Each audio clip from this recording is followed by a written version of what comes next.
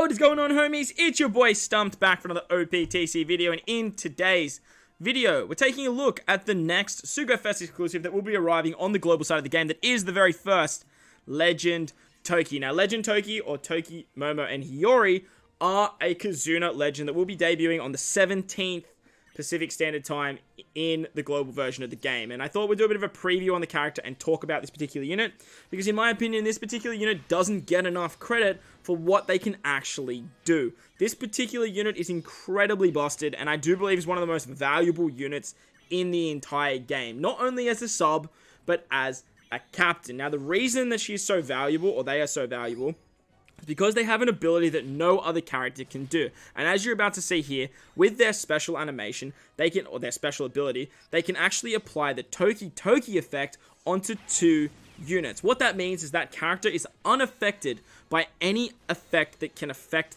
Wow, I said affect a lot. They are unaffected by any ability that affects the character directly. That includes stuff like bind, despair, paralysis, special bind, special reverse, slot bind, blow away, captain swap, anything that can affect that particular character. And as you can see, the paralysis doesn't get applied to the two characters that we selected. Anything that can affect those two characters will actually be negated. The only thing that it doesn't stop is stuff like the attack down that pops up in the top left there. It also doesn't apply to stuff like orb manipulation, like block orbs or changing into unfavorable orbs and stuff like that. But after the 2 turns has passed, the Toki effect becomes a 3.5 attack and a 3.5 times orb boost. Now, that is absolutely monstrous in terms of the amount of damage output that you guys can actually produce with a 3.5 times attack and orb boost. The reason that it's so monstrous is because we can do stuff with chain shenanigans, with stuff like 6+ Yamato, with stuff like Sugar, and all those other characters. Hitting at the back end of a chain with a 3.5 times attack boost and a 3.5 times orb boost is absolutely wild. Some of the damage numbers you can get when using this ability is absolutely insane. Imagine a 3.5 times attack and orb boost with a 2 times color affinity thanks to her super typing on the back end of something like an 8 time chains multiplier that Yamato can provide. It's just absolutely insane what this particular character can do. Not only does she have an amazing special ability, but they have an incredible captain ability. They are a 4.75 times rainbow captain, and they have pinchilling built into their captain effect, that when you hit a perfect, you actually get back a percentile of, I think it's 1 times the character's recovery as healing as end of turn. And with 2 Tokis, that much healing can actually be so damn strong. It gives her a little bit more reliability and tankiness in the long content, and it just helps out by staying alive. But being a 4.75 times rainbow captain is amazing. She also has I should keep saying she. They also have a very, very good super typing. And as you guys saw there, not only does the super typing produce a 2.2 times color affinity to strength units, but it gives Toki, WORMEO, and Hiyori a 5-turn cooldown. What that means is that you can actually proc it, get the 5 turns of cooldown, and then use the Toki ability again in something like a short run like Dofi 1, as you guys see here, to not only get that 3.5 times attack boost and orb boost, but to also avoid those very annoying mechanics. The big downside I do find to Toki is you do need to know what's coming. You do need to plan your damage output, and as you can see there, we have the 2 turns of the Toki effect, and when we move into the next stage, we still need to have it for the interrupt. That way we can get around all those nasty effects. If it's only on a 1-turn cooldown, it's going to go away before the interrupt, and we're going to cop those effects. But if they don't do anything to those characters, you are still going to get that 3.5 attack and that 3.5 times orb boost that just provides you with so much power and so much damage. As you guys will see here on this final stage against Dofi, we have the 3.5 attack and orb, as well as the color affinity on our super type kid, or the Onigashima kid, and he's just going to hit for a massive number and absolutely destroy Dofi. So that was Dofi 1, pretty straightforward. The character's very, very strong. Let's move on to Dofi 2 now. Alright, so moving on to Dofi 2 now, or Heavenly Demon 2. This is the team. Those are the supports. Let's dive in. Now, Dofi 2 obviously isn't available right now on either version of the game, but the content is a little bit tricky, and if you are coming back to this video and you do want to sort of like use this team, I will sort of talk about the content as well. But Toki is just an absolutely phenomenal legend. A phenomenal legend. Unfortunately, she is a Kizuna Fest exclusive unit, and because of that, I don't recommend going too crazy on the banner. She's nothing game changing, she's nothing groundbreaking. Like, you could argue that she kind of is, because she does something that no other character can do, but it's not exactly essential for most accounts, mainly because you do need to know what's coming when you are using this character. If you do know what's coming and you can use that Toki ability to your advantage, it is very, very strong. It's one of the most broken abilities in the game. And nevertheless, having a 3.5 times attack and orb boost regardless is always going to be very, very powerful. But in saying that, she is an exclusive legend, and doing lots of multis on exclusive banners like Kizuna banners can be pretty problematic. Another downside to her banner is it's right before New Year's. New Year's is just around the corner, so you do want to probably save your pretty pennies and your pretty gemaroonies for something like that particular banner that just has a little bit more value. In saying that though, the third step on the Toki banner is a recommended summon, a recommended character. That will include Ace Sabo, Fire Tank Pirates, Toki, the new Kinemon that is coming alongside Toki, Hiyori, and what's his name? Hiyori.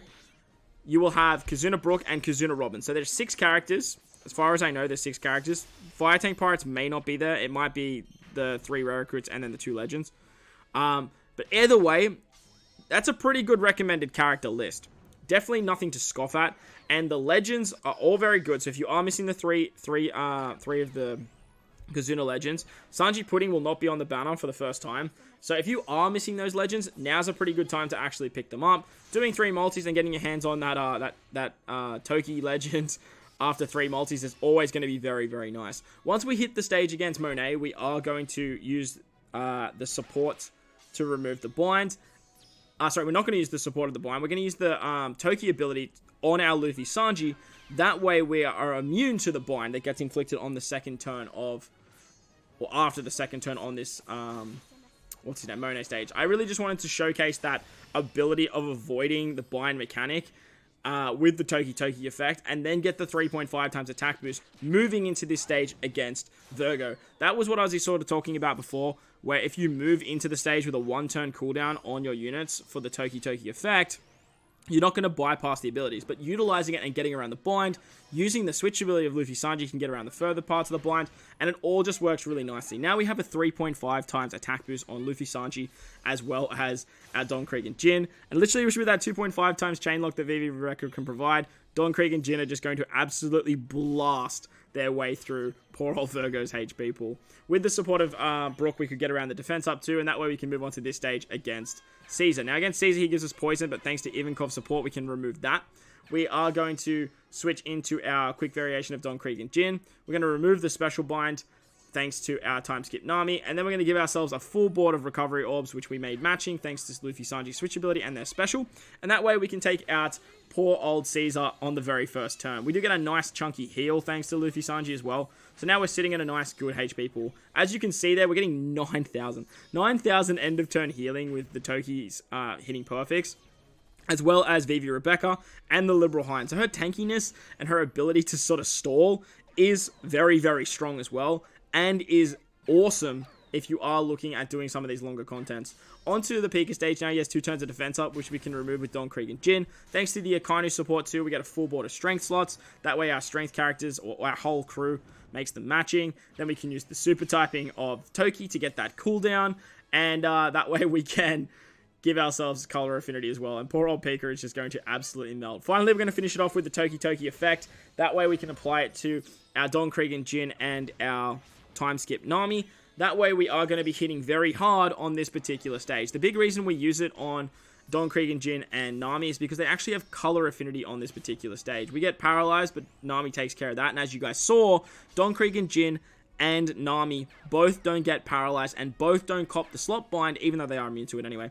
But they both don't cop the slot bind thanks to the Toki effect. With that 3.5 times attack and orb boost, we can just blast our way through Treble and Sugar and move on to Mark Weiss, Senior Pink, and Gladius. Now against Mark Weiss, Senior Pink, and Gladius, they do a bunch of different stuff. They're going to paralyze us, which we get rid of. They have 5 turns of damage reduction, and if you don't kill them, like if you don't kill Mark Weiss on turn 1, he does some stuff. If you don't kill Senior Pink on turn 1, he does some stuff. But ideally, you just want to take out Senior Pink and Mark Weiss in the front there. With the switch ability of Vivi Rebecca, we can give ourselves a chain lock. We can use their special to remove the damage reduction. And thanks to the Kiros support, we get an attack boost as well on our Vivi Rebecca. With that, Vivi Rebecca are just going to absolutely destroy Mark Weiss. And then we can use the rest of our units to focus on Senior Pink. Now, I actually miss a perfect here, and we just go shy of not killing Senior Pink. At the end of the day, it's not the end of the world because he just target locks himself. So as long as you make sure you kill Mark Vice, thanks to Vivi Rebecca, you will be in good stead there anyway. Anyway, as you saw, we once again got like 9,700 healing just by hitting perfects, and it just works so nice. If you have the Liberal Hind special ready to go and you have the Sanji variant, make sure to use that as well. On Gladius now, we are sort of just going to hang around here until he just sort of says, I'll clean all this up. But he says something like that. When he says that, it is in Japanese, obviously we can't read it, but when he says, like, his text, that's when we're going to sort of take him out. Something to note, too, with this particular run, too, the Toki friend captain I'm using is the Bandai friend captain. So, the cooldowns on the friend captain Toki are quite high. When Senior Pink dies, you get cooldowns on the friend captain, which also works really, really nicely. But even with, like, a non-limit broken friend captain, Toki still manages to get this done ridiculously well. And actually tends to do it fairly fast with the help of some supports as well. Once Gladius says, I'm going to blow this away, make sure not to take him below 70% HP as well. Otherwise, you will be in for a bad time. But as you can see there, like, Toki's, like, absolutely hunky-dory with, like, the ability to sort of just heal with hitting perfects and with the ability of some subs that she has as well. And it all works really nicely. Before we leave this particular stage against Gladius, we are going to apply the Toki effect to our Don Krieg and Jin, as well as our Luffy and Sanji unit. That way, we're going to give ourselves a 3.5 times attack and a 3.5 times orb boost moving into the next stage. We're not going to utilize the 3.5 times attack and orb boost on the final stage against the Dofis. We're actually going to utilize the rest of our units, specials like Luffy and Sanji, as well as Don Krieg and Jin to give the orb and the attack boost. So we're just going to use the Toki special here, and that way we can get enough damage output with the 3.5 to not only do some damage, but absolutely decimate Mr. Diamante. Unfortunately, he does special bind us, and we are one special short for Nami, but we are going to fix that up on the final stage against the Dofis. On the final stage against the Dofis, they have 2 turns of defense up. They do blow away all our positive effects and give us a full board of block orbs. Ideally here, you want to switch into Luffy. That way you make recovery orbs matching for the crew. You could use something like what's the ship called? The Ora Jackson to, like, guarantee that. If you don't want to be the sort of big brain. But ideally, you get more damage output from all of your units with the Liberal Hinds.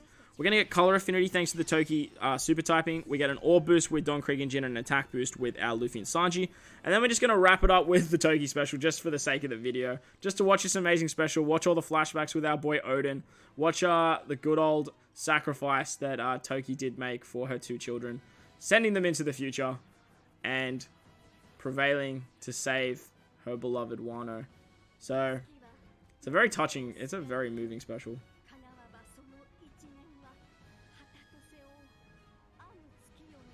You go, girl. You go. Gotta love her. Gotta love her. That ending, though, holy. So we're just going to apply a Toki effect to literally whoever we like. It really doesn't matter at this point. With the 2.5 times attack boost, with the 2 times orb boost, we get a chain lock thanks to the switchability of Vivi Rebecca as well.